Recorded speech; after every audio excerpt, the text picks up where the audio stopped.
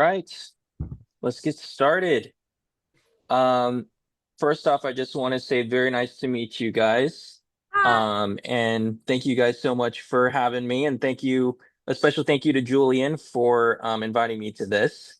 And yeah, I'm really excited to talk with you all. So, just a little bit about myself. My name is Kanhee Cho, but you can just call me Cho for short. And I am the founder and sole tutor at Impetus LSAT, which is a premium boutique LSAT tutoring service that helps students improve their LSAT score through analytics and through using a process-oriented approach. And today, I'm sure Julian probably already kind of walked you guys through what we'll be talking about, but I'm just going to kind of give you guys some introductory points about the LSAT because I know a lot of you guys are pretty new to it.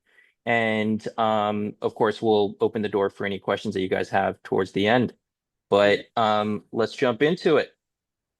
So I have a little Prezi set up for you guys, Yeah. and I'm going to share screens with you.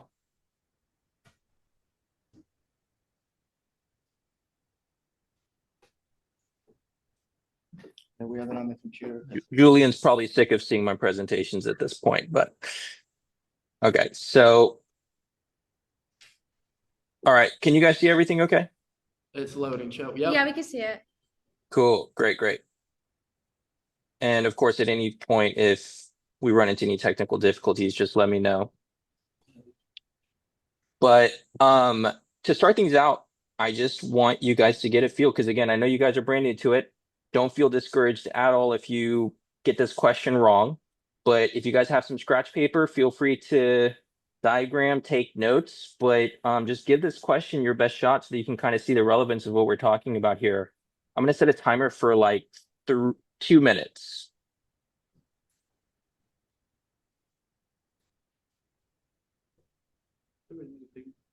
Yeah.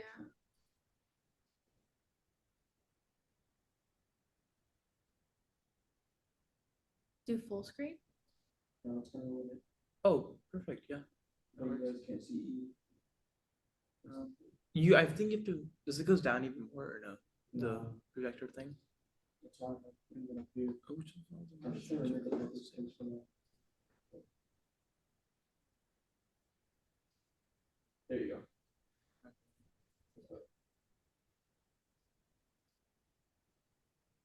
Oh, it's your eyes.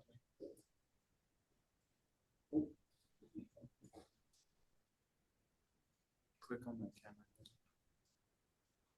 All right, what are we trying to figure out here? I'm just trying to make it bigger for them. I think that's good though. Can you see that? Yeah, a little bit. How many people are in here, by the way, just out of curiosity? Is it just three? I only see three, We have or I guess Julian also, so four? 4 right now and another 5 or 6 coming in the next few minutes. Cool, cool. All right, we got 55 seconds, guys. Yeah.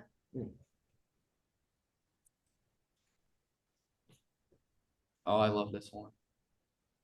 I've never seen this type of question so far.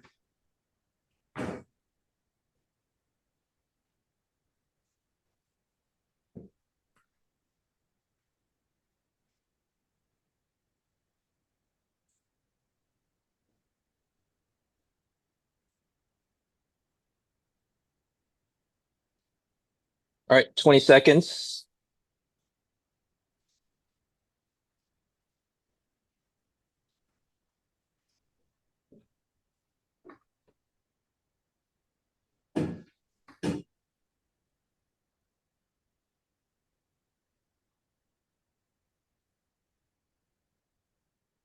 All right, time is up. Okay, so let's take a look. How many people think it's A? Does anyone think it's A?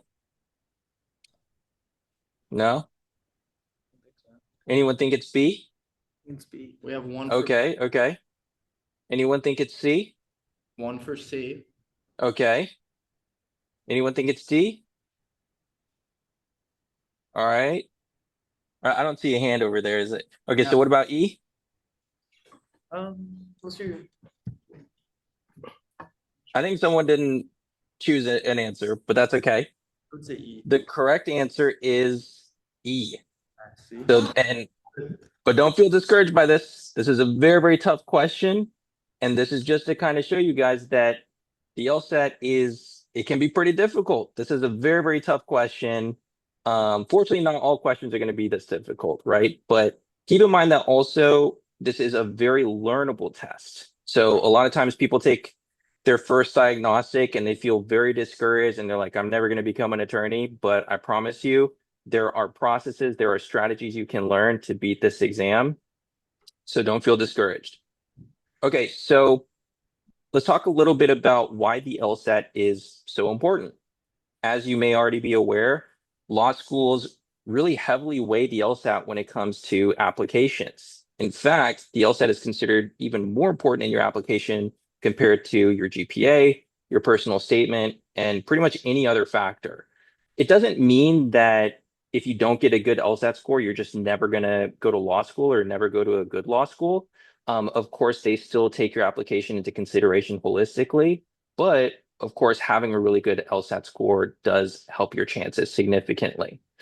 But there's a couple reasons why it's so important, right? So for one, the law schools really heavily weigh the LSAT because it is an objective measure of your performance. Now, of course, GPA is still pretty useful for them to see like what type of student you are. But keep in mind that also like some people have a good GPA because they took easier classes. And it wouldn't really be fair to compare them to someone who's maybe taking an extremely difficult course. Of course, they're naturally going to probably have a lower GPA, but that doesn't mean that they're a worse student, right? So having a standardized test that you can use across the board is extremely useful for them. Another reason why the LSAT is extremely important is because people who apply to law school come from very diverse backgrounds, right? You have some people who are majoring in like art history. You have some people who are majoring in microbiology, right? And so making sure that people actually understand very specific core skills that are tested in law school and beyond are going to be very useful for law schools to see. So the LSAT tests very critical skills, which are critical thinking, your ability to think logically, and also your ability to read and understand passages quickly. And so, and keep in mind, like these skills, I would argue, are important not even just for law school, but even just for everyday life, right? And so the LSAT is extremely useful in that regard. And then also another reason why the LSAT is very, very important is because it not only boosts your chance for attendance into law school, but it also boosts your chance for scholarships, right? And as many of you guys are aware, law school is not cheap. It is very expensive. Most people go into a very significant amount of debt. And so being able to get scholarships and lessen that debt load is, of course, going to be very useful. Now, you might be wondering, what LSAT score should I aim for? And that actually just kind of depends on the individual. It depends on what type of school you want to go to. And so one thing I recommend to all of my students is I recommend just looking into that. Is there a specific target school that you want to apply to? And Google them and look up their median LSAT score and their GPA. And that's going to give you a rough figure in terms of what score you would want to achieve. But generally speaking, a 160 plus, that puts you in pretty good standing for law school. It's like pretty much guaranteed that you're going to get into a law school, and your chances are pretty good at getting to some relatively good schools as well. But if you're aiming for the T14, you generally want to get like a 170 plus. So let's talk a little bit about just how the LSAT works in general and what the overall format is like. Now, keep in mind that you technically have a multiple choice portion of the exam, and then you also have what's called the argumentative writing portion. And the argumentative writing portion is essentially an essay. And we'll talk about that in just a minute. But I would argue the multiple choice portion is the most important because that's the part that's actually graded. Okay, at least for now. There's talks about the argumentative writing section eventually becoming graded later this year, but that probably won't be until like June or later potentially. But within the multiple choice portion, you're always going to have 3 sections that are graded and 1 section that is not graded. Out of the graded sections, you're going to have 2 logical reasoning sections. And logical reasoning is comprised of anywhere from 24 to 26 questions. And usually you're going to have like shorter, brief passages. And this section is basically testing your ability on three main things: your ability to make inferences or draw logical conclusions from the information given to you, your ability to identify the structure of the argument, which is basically figuring out like what is the support statement and what is the statement that the author is ultimately trying to prove. And then also your ability to identify the assumption of the argument or what is wrong with the particular reasoning being provided in the passage. Okay, so again, that's testing your critical reasoning abilities. So you're going to have two graded logical reasoning sections, one graded reading comprehension section. And for reading comprehension, you're going to have four longer passages. And each of these passages are going to be paired with anywhere from 4 to 8 questions each. And for this section, they're more so testing your understanding of viewpoints, like who is arguing what point, how do these people view each other's arguments. Okay, and so again, these two are graded, but then you're also going to have what's called the experimental section, which is not actually graded, but it can either be a logical reasoning section or a reading comprehension section. There's no way to know in advance. And you're not going to know which section is the experimental. So keep in mind that the order of the sections is completely unknown. That's going to vary from test to test. But the purpose of the experimental section is for the LSAT to kind of try out new questions that they could potentially use in future exams. And so unfortunately, you still need to give it your best shot because you're not going to really know which one is experimental as you're going through. But you can kind of make an educated guess, right? So for example, if you have 3 logical reasoning sections, you would know that one of them is definitely experimental. You just wouldn't know which one. Now, in terms of time, the entire test is going to be around 2.5 to 3 hours. Now, keep in mind, there's different factors to consider here because you can receive accommodations. So if you have like ADHD or test anxiety or any other disability, then you may be able to qualify for accommodations where you might be able to get extra time per section. But for individuals who don't have accommodations, it will take 2.5 to 3 hours. Also keep in mind that you will receive a 10-minute break after the second section. The way that the LSAT is scored is the absolute lowest score you can get is a 120. The absolute highest score you can score is a 180. And the average is around 150 to 152 typically. And keep in mind that there's no penalty for guessing, which means you should really never leave an answer choice blank. Also, like I was mentioning, it's 35 minutes per section. The only exception is the argumentative writing section. For the argumentative writing section, you technically get 50 minutes in total. Now, remember, I was saying this is an essay. And basically how this works is you're going to be given a prompt, and the prompt is going to have like multiple different viewpoints on a particular topic. And your job is, based on that prompt, you're going to write an essay in favor of whatever viewpoint you choose. And then you need to back it up with evidence through the viewpoints provided in the prompt.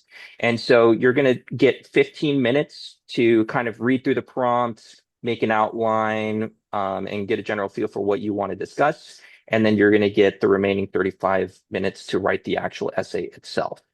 Now, again, the argumentative section is not factored into your overall score, and you're going to be taking this completely separately from the multiple choice portion of the exam. So you can take it on a completely separate day. So my general recommendation is, because the multiple choice section is more important, I would recommend just focusing 100% of your attention to that particular portion of the exam. Take a couple of days off afterwards, and then take that time to kind of practice writing the essays. And then from there, you can jump into the argumentative writing section whenever you're ready. Okay, so let's talk about some common questions that I frequently get about the LSAT. So one question I get is, can you use scratch paper? And yes, you will. And I highly recommend making use of the scratch paper. As you probably saw in that question we were doing earlier, there's going to be a lot of questions where it's difficult to keep track of all the information as you're going through the passage. And so having a way to like take notes and keep track of that information is going to be extremely useful. And so keep in mind, you're going to have 5 to 6 sheets of scratch paper front and back. Another question I frequently get asked is, where can you take the LSAT? And currently, the LSAT is offered in 2 different formats. You can either take it in person at a designated testing center. They have a bunch of testing centers through Prometric, or you can take it remotely. So you can actually take it in your own home, in your own bedroom if you want. But keep in mind that due to cheating concerns, starting in August, they are going to remove the remote option. So if for whatever reason you really want to take the LSAT remotely, it's better to take it earlier than later. Also, how many times can you take the LSAT? You can take it up to 5 times in a 5-year period, and you can take it up to 7 times in your total lifetime. So you can take it multiple times. And in fact, for many people, it's actually a good idea to take it multiple times because law schools generally focus on your highest LSAT score. So if you ended up not scoring so well the first time, which is not uncommon for a lot of people because they feel super nervous the first time they take it, it's a really good idea to retake and try to get a higher score because, like I was mentioning earlier, the LSAT is a really, really important part of your application. Another question is, when should I take the LSAT? And the answer to this question, unfortunately, does depend on the individual.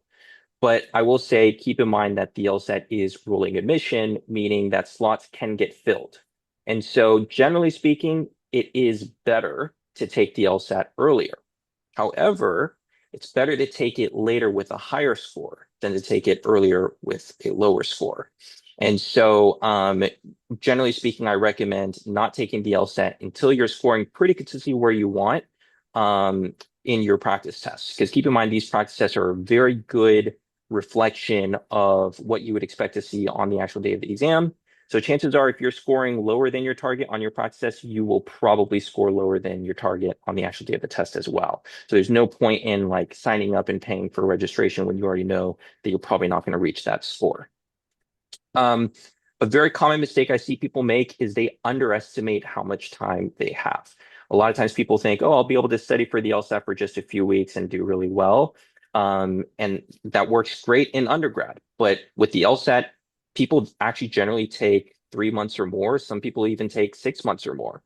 Some people even take years. So it really depends on your time horizon, what type of score you're really gunning for, what type of school you're trying to apply to, things of that nature.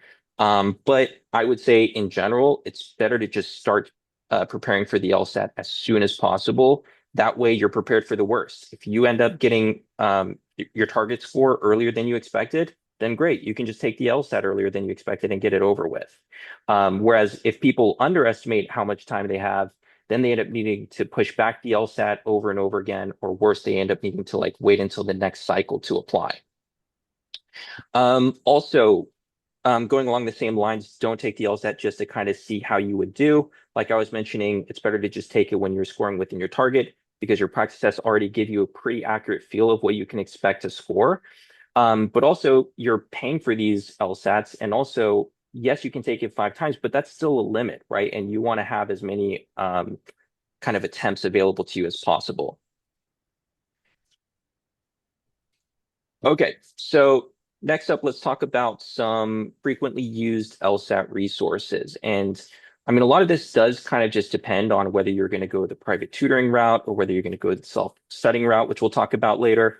But these are just like the main types of resources available to people.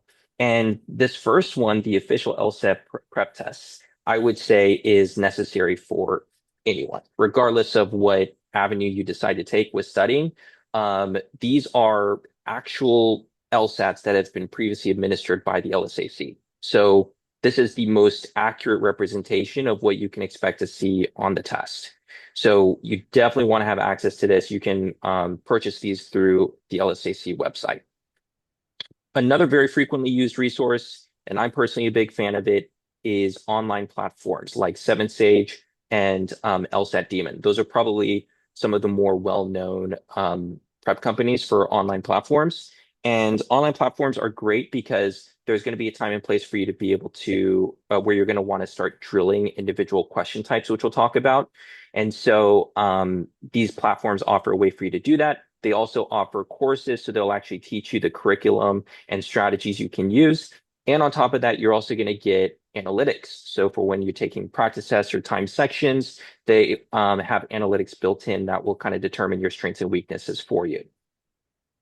Also, you can use books. Personally, I think online platforms are better than books just in general, but books are cheaper.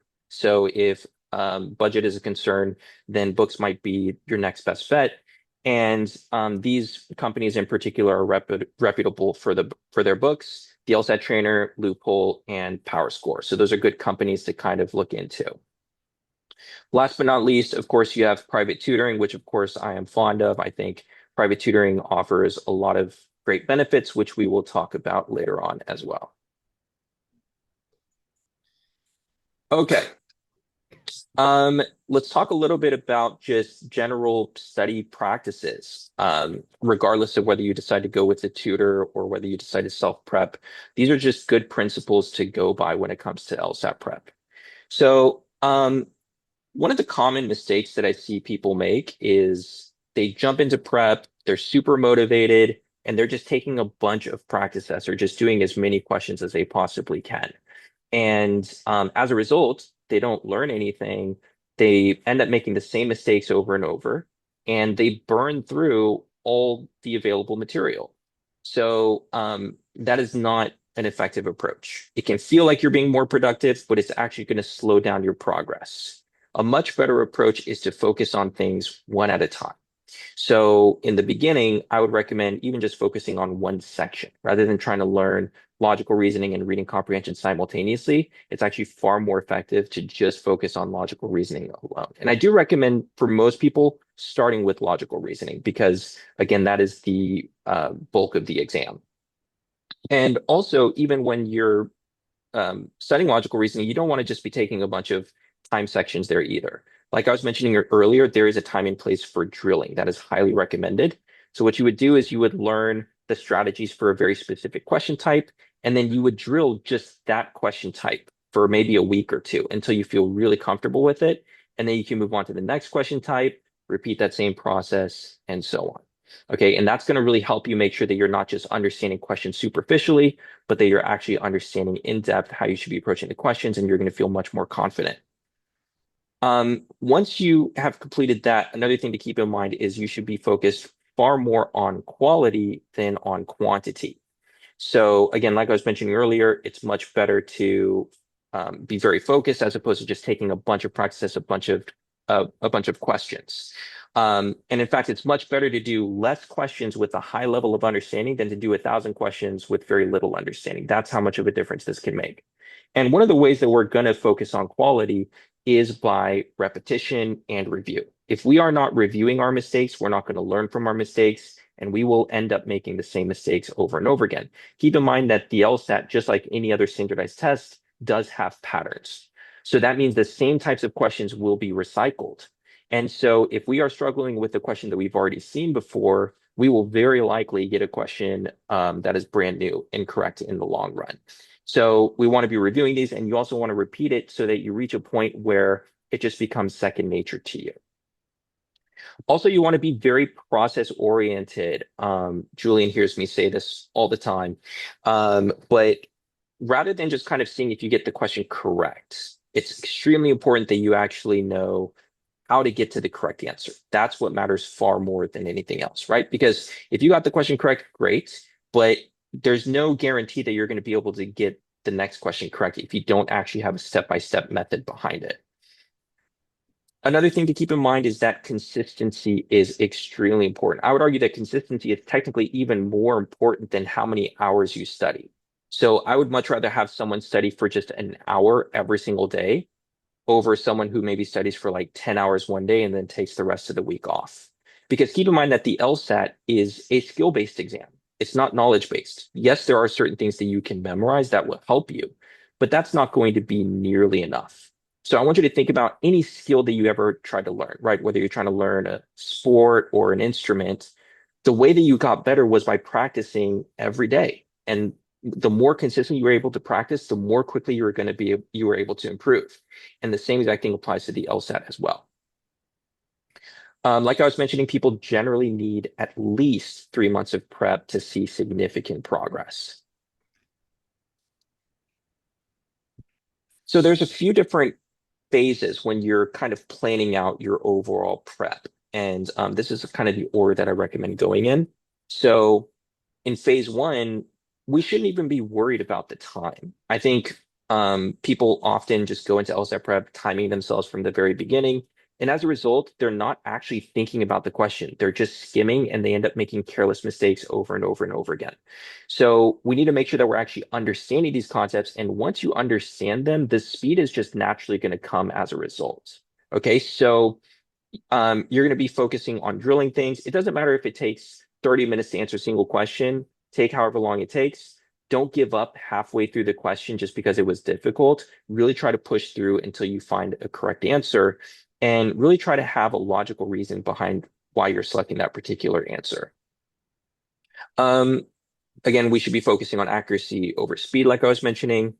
And you want to be reviewing every single mistake deeply and try to understand why you made that particular mistake. What did you miss in the passage? What did you misread? What did you misinterpret? And then that way you can avoid making that mistake in the future. So at this stage, again, we're focusing solely on accuracy. Once you reach a point where you are getting questions correct very consistently, then you're ready to move on to phase two, which is where we're going to start introducing the clock. And at this stage, we're going to start doing timed sections, timed individual questions. And even though the clock is running, you're going to practice going through these time sections without focusing too much on time. Because again, you don't want to start rushing, you don't want to start skimming. Keep in mind that's exactly what the LSAT is hoping you will do, because that's how they trick people. So you have to read extremely carefully. And so that also means you should be okay with sacrificing questions towards the end of the section. So let's say you have like 5 questions left with 5 minutes to spare. A very common mistake people will make is they'll say, okay, that means I have 1 minute left per question. So let me try to attempt each question within 1 minute. And then they end up getting all 5 of those remaining questions incorrect.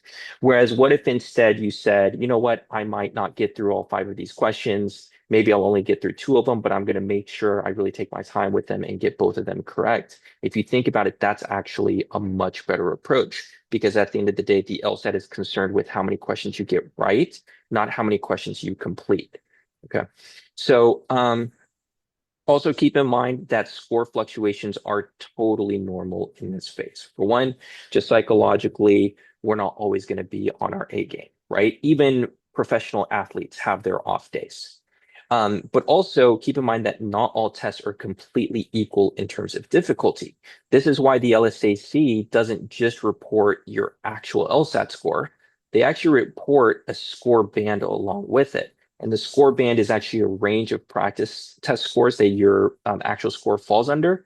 And the reason for that is because even they acknowledge that there is a little bit of a margin of error, because after all, this test is created by people. And so don't feel discouraged at all if your score dips here and there. What matters more is the trend. As long as you are hitting new highs, your score is improving. If your score is hitting new lows consistently, that is a very big sign that you are probably getting burnt out and exhausted. So you want to just stop what you're doing, take a couple days off, and come back feeling fresh. Also in phase two, this is time to experiment with different pacing strategies to see what works best for you. Some people, for example, really benefit from actually going backwards in the section. So starting with the very last question, working their way upwards from there. Some people benefit from making sure that they complete the first 10 questions in 10 minutes before moving on. So this is kind of dependent on the individual. So at that stage, if we start getting a high level of accuracy under time conditions, then that's when we can start worrying about endurance. Because after all, the LSAT is a pretty long exam. Like I was mentioning earlier, it can take up to 3 hours, maybe even longer than that if you get accommodations. And so you want to be prepared for that. You want to be okay with sitting there for several hours. And so the best way to do this is to just take more practice tests. Now, we should really only be doing this when our practice test scores are pretty close to our target score. Okay, so at that point, it's about developing consistency. So you would want to aim for maybe like 2 to 3 practice tests per week. But like I was mentioning earlier, it's still very important that you're reviewing these practice tests. You're not just taking them just to take them. And so make sure that you have actually thoroughly reviewed all of the mistakes from the prior practice test before moving on to the next one. And also, as you're going along, you want to be analyzing your results to identify any patterns within your mistakes that you can maybe capitalize on. If you do start to identify patterns, then you can start focusing on drilling those between practice tests as well. So that's exactly what I do with my students. I always analyze their test results for them so that we can lock in on any emerging trends. So next up, let's talk a little bit about how self-prep differs from working with a tutor and which is really the better option. And I mean, honestly, the answer is it depends on your needs. Not everyone needs to work with a tutor. Okay. There are still plenty of people out there who have actually done really, really well on the LSAT, preparing completely on their own.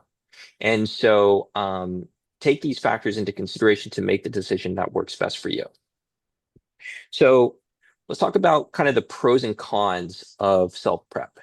One of the benefits of self-prep is you can just study in your own way, right? You're not forced into a specific type of methodology. You can just kind of experiment and see what works best for you. So that is pretty advantageous. Another benefit of self-prep is it's very cost effective. It's way, way cheaper than getting a tutor. Yes, there are some cheaper tutors out there, but make sure you're vetting them and really making sure that they're qualified and helpful. But there's a lot of cheap resources. There's even free resources. I mean, you can even just go on YouTube and look up LSAT information. Um, you know, Social media has completely democratized information, so that's really useful. I would say it's really a good option for individuals who maybe are on a tight budget, but who are still really disciplined, and are confident they'd be able to study consistently and are able to kind of learn things on their own relatively quickly. So if you have like a history of being able to just pick up things on your own, whether it was for the SATs or the ACTs, then you might be able to do the same for the LSAT. The downside is while the information available is free and cheap, it is pretty generic. It's generally going to be geared towards individuals who are maybe scoring average or below average within the LSAT. And so a lot of times when people are self-prepping, they do start to kind of plateau when they hit the 160s because none of the material is really fit for them. Also, programs don't go at your pace. So if you have like a course, they just kind of move on to the next concept when you're not ready. And you kind of have to evaluate for yourself whether you're ready with particular concepts. And sometimes we're not the best kind of indicators, or we won't be able to really accurately tell whether we fully understand a particular concept. And that can lead to confusion and slow down progress.